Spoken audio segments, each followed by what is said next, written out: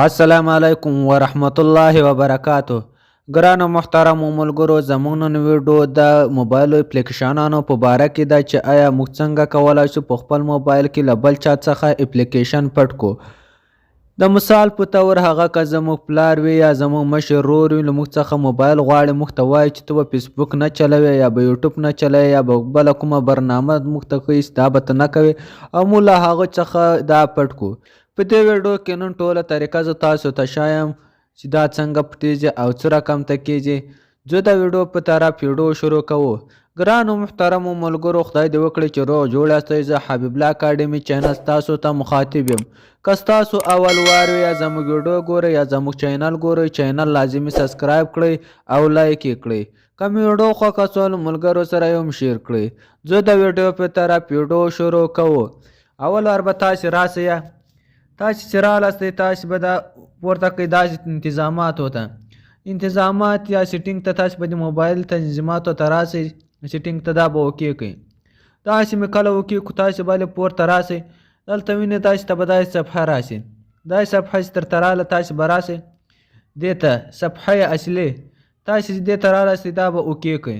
داسې مې کله اوکې کړ بیا به تاسې دلته راسئ کته د مخفي کردن برنامه ها، داسې به دا اوکې کړئ. صحیح ده، داسې مې اوکې کړ.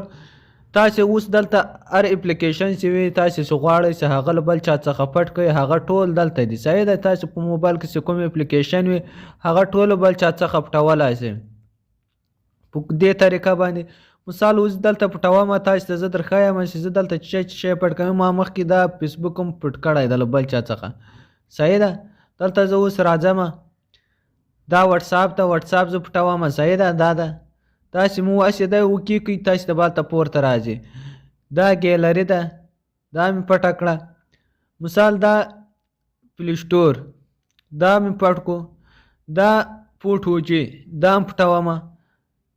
یو دوه درې څلور پنځه شیان ما پټ کړو. صحیح ده، تاسې هر څومره غواړئ هغه تاسې پټولی شئ، ټول هم پټولی شئ، هر څومره چې تاسې غواړئ هغه پټولی شئ.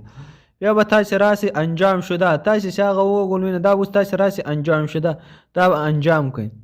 تاسې انجام کړو. سهل زه بیرته شاته راځم، اوس تاسې ته ښایم. ګوره دلته موږ سره نو ګیلري شته، نو لایټ وټساپ شته، دلته له موږ سره یو شی وینئ دلته نشته. کوم چې مو دلته موږ چې نمبر پټ کړی و پکې هغه هم دلته نشته. دلته اوس تاسې په خپله وګورئ، دلته وینئ له موږ سره یو شی هم نشته. که دلته ده که هلته ده، موږ څلور پنځه شیان پټ کړي دي، فوټوجي او دا پلی سټور هغه دلته موږ ټول پټ کړي دي. صحیح ده، دلته موږ پټ کړي دي، وینئ دلته نشته. اوس مې تاسې ته وکړو. اوس بیا تاسې ورځئ او خلاصوئ. بیا څنګه کوئ؟ بیا به تاسې بیرته ورشئ انتظاماتو ته. چې کله ورغلاستئ دلته به تاسې راسئ بیرته کته صفحه اصلي، بیرته به دې ته راسئ. صحیح ده، دې ته چې راغلاستئ بیا به تاسې راسئ دا مخفي کردن برنامه ها، بیرته به دا اوکې کړئ. تاسې دا اوکې کړئ نه، دا پنځه شیان ما پټ کړي وو، دا اوس بیرته خلاصوم. څه رقم به یې خلاصوم؟ تاسې به راسئ هسې به داسې اوکې کړئ، بیرته خلاص شو. صحیح ده، دا خلاص وینئ. بیرته به تاسې کته راسئ انجام شده، دا به اوکې کړئ.